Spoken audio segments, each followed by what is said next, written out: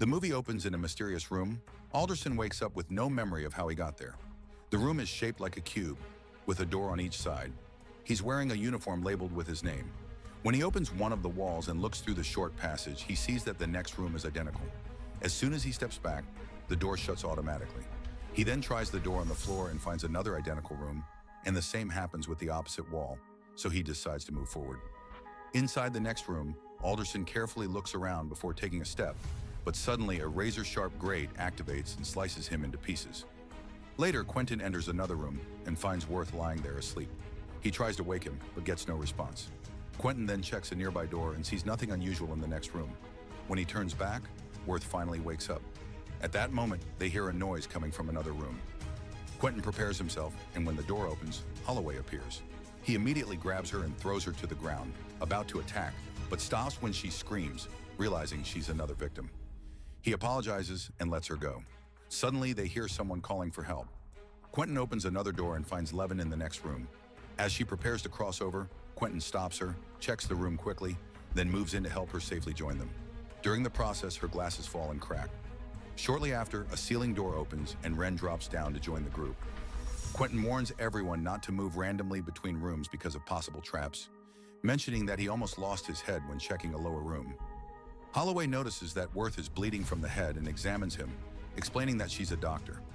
Ren takes off one of his boots and throws it into a neighboring room, triggering a trap that burns it instantly. He concludes that there are motion sensors in the rooms. Quentin asks if anyone remembers how they got there, but none of them do. They were all going about their normal lives before passing out and waking up inside the cube wearing uniforms. As strange mechanical sounds echo from above, the group discusses their next move. Levin suggests staying in place and waiting for help, but Worth believes no one is coming. Most of them agree they should search for an exit. When Levin starts to panic, Quentin calms her down and tells her he's a cop, promising to keep her safe. Ren tests another room with his boot, and when nothing happens, they move into it. They continue this method for several rooms while the mechanical noises seem to get closer. While crossing one passage, Levin notices a small plaque. She puts on her glasses to read it and sees numbers engraved on it. Each room has a different plaque, leading the group to fear there could be hundreds of millions of rooms. Holloway points out that without food or water, they'll only survive about 3 days under these conditions. Ren mentions he's been sucking on a button to keep his saliva flowing and suggests others do the same.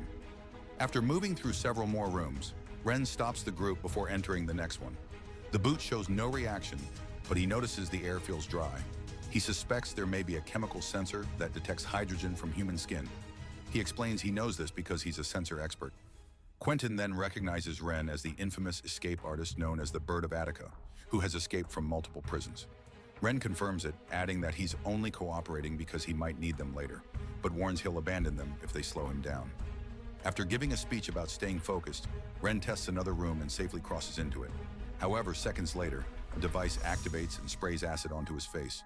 The door closes behind him, but Quentin reopens it, allowing Ren to return, his face melting.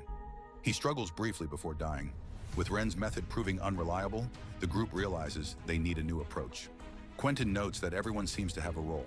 He's a cop, Ren was an escape expert, and Holloway is a doctor. Levin says she's just a college student, and Worth claims to have an ordinary office job. Holloway becomes emotional, complaining about how they were stripped of everything, including her jewelry. Quentin then realizes that the only item they were allowed to keep was Levin's glasses. He concludes that they were meant for her to use them, possibly because of her skills. He asks if she studies math, and Levin begins examining the plaques more carefully. She recalls the numbers from previous rooms and realizes that rooms with traps are marked by prime numbers. She chooses a path with a non-prime number and safely crosses, proving her theory. With Levin guiding them, the group continues moving through the cube without triggering traps. After 9 to 10 hours of traveling, they are still trapped and feel like they haven't made any real progress. Holloway begins losing control, so Quentin talks to her to distract her. She avoids discussing her job and instead asks about his personal life. Quentin explains that he has 3 children and is separated from his wife. The group moves into another room, but Levin cannot find any numbers on the walls or floor, which means the only exit is through the ceiling. As Quentin climbs up to open it, Kazan suddenly falls down onto the group. He presses his forehead against the wall and starts making strange hand movements. Holloway realizes he is autistic and promises to take care of him. As more hours pass, the group continues moving from room to room using the numbered plaques. They discuss theories about the cube. Holloway believes it was created by the military, while Quentin thinks it might be the work of a wealthy psychopath for entertainment. Holloway laughs at that idea before moving on. Suddenly, Holloway struggles to breathe and Kazan panics, thinking she is dying. However, it turns out she accidentally swallowed her button and is fine. When Levin identifies the next safe path, Worth disagrees with her. Quentin trusts Levin and moves forward, but Levin suddenly shouts for him to stop. He realizes he is surrounded by razor wires and quickly jumps back just before the trap closes, though he still injures his leg. Kazan starts screaming again and stays behind in the previous room, while the others join Quentin since his noise makes it hard to hear anything. Quentin sends Worth back to bring Kazan. Meanwhile, he tells Levin and Holloway that he is suspicious of Worth because he somehow knew that room was dangerous. When Worth returns with Kazan, the group decides to rest since Levin's system is no longer fully reliable. Levin begins making more calculations while Kazan urinates in a corner. Worth seems amused by everything, which annoys Quentin, leading to an argument. Quentin tells Worth that if nothing matters, he might as well walk into a random room. This causes Worth to snap. He reveals that he helped design the outer shell of the cube, but knows nothing else about it. He explains that he was only asked to design a hollow cube and never met the people behind it, receiving instructions remotely. Quentin doubts him, but Holloway explains that this is how secret organizations operate, keeping everyone isolated so no one knows too much. She begins criticizing the system and the government. Worth, however, believes there is no grand plan. He thinks it is just a meaningless project that continues because people are still getting paid. According to him, everything happening is pointless. When Worth mocks Quentin, the tension escalates and Quentin attacks him. Levin stops the fight, reminding them that Worth is the only one with useful information. She then asks Worth for details and he provides the dimensions of the cube, explaining that there is only one exit, though he doesn't know its location. Levin uses this information to calculate their position. After comparing the numbers, she determines that the structure contains 17,576 rooms. She then realizes that the numbers on the plaques are actually Cartesian coordinates, like a 3D map, indicating their exact position within the cube. After further calculations, she concludes they are 7 rooms away from the outer edge. The group continues moving, with Quentin forcing Worth to go first to check for traps. As they move through another passage, Levin encounters coordinates that don't make sense, as they seem to point outside the cube, even though they are still trapped inside. Eventually, they reach the edge and open the floor door. Kazan keeps repeating the word trap, and they soon discover that the next room contains spikes that activate with sound. This means the edge room is dangerous in every direction. Some of them suggest going back, but Quentin refuses, believing they must move forward if they want to escape. After another argument, the group agrees to continue. They carefully explain to Kazan that he must stay silent. Quentin lowers Worth into the room first. After hearing mechanical sounds again, Worth opens the next door and tests it with the boot. Nothing happens, so the others begin to follow. Kazan accidentally steps on the floor door, getting his pants stuck, but Holloway manages to free him quietly without triggering the trap. Now Quentin is the last one left. He moves slowly as the door begins to open, and everyone freezes when it makes noise, but the trap is not triggered. At that moment, Kazan lets out a small excited sound, forcing Quentin to jump quickly into the next room, narrowly avoiding the trap just in time. A furious Quentin begins yelling at Kazan, accusing him of putting everyone in danger. Holloway shouts back at Quentin, calling out his abuse of authority. Another argument breaks out, with Quentin insisting that people like her should be grateful for the police since they protect the city. Holloway responds by saying that this attitude is exactly why his wife left him, which leads Quentin to slap her. Shortly after, Worth opens the next door, and the group is surprised to find the outer shell of the cube. It is completely dark, with no visible surfaces to climb. Quentin decides to tie their jackets and pants together to make a rope, planning to swing across.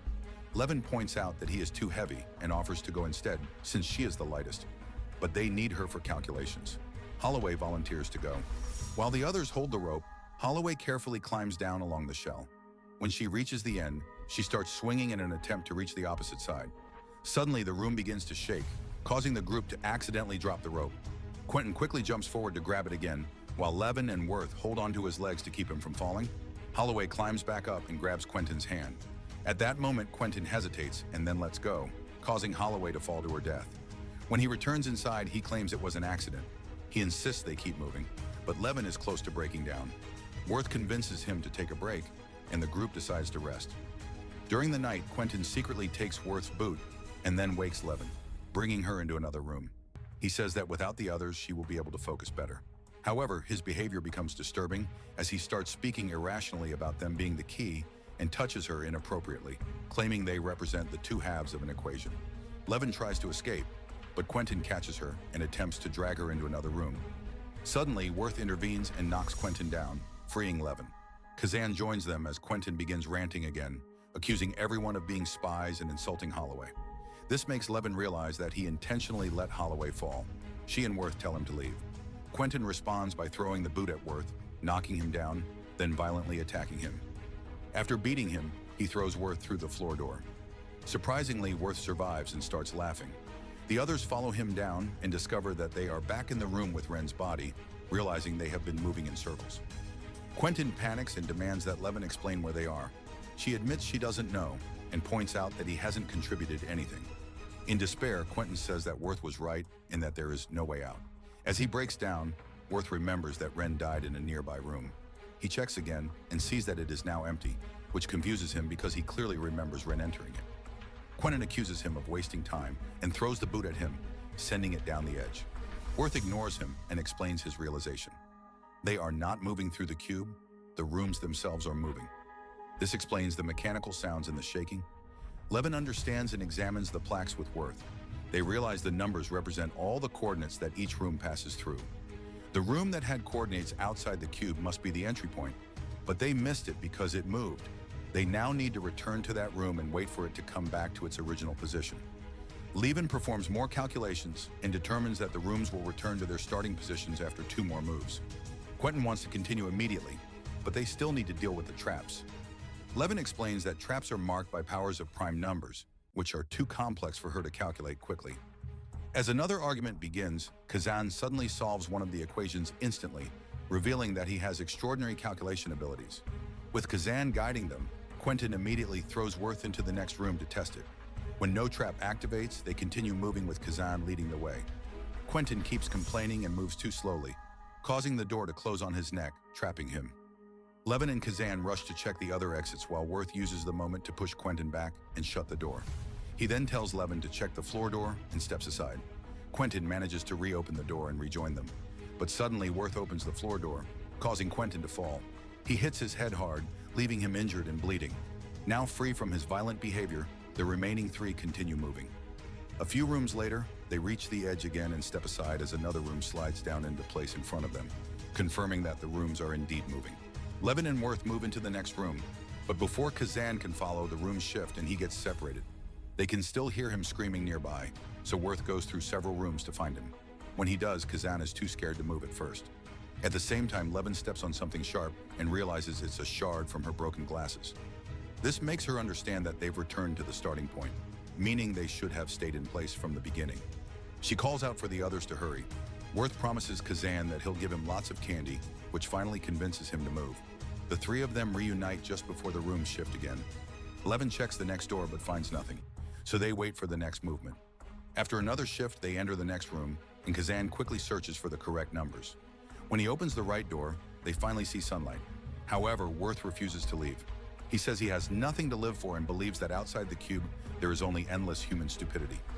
Levin tries to comfort him, but suddenly she is stabbed in the chest. Quentin has returned and used a door handle as a weapon to kill her. Furious, Worth attacks Quentin, and the 2 begin fighting, but Quentin quickly stabs Worth as well. As the room begins to shake again, Kazan opens the exit and escapes. Quentin attempts to follow him, but Worth grabs his legs to stop him. When the room shifts, Quentin is crushed to death. Worth, fatally wounded, collapses and prepares to die, while Kazan walks out of the cube to freedom. If you enjoyed this recap, don't forget to like the video, subscribe, and turn on the notification bell to catch all our upcoming movie summaries. See you soon.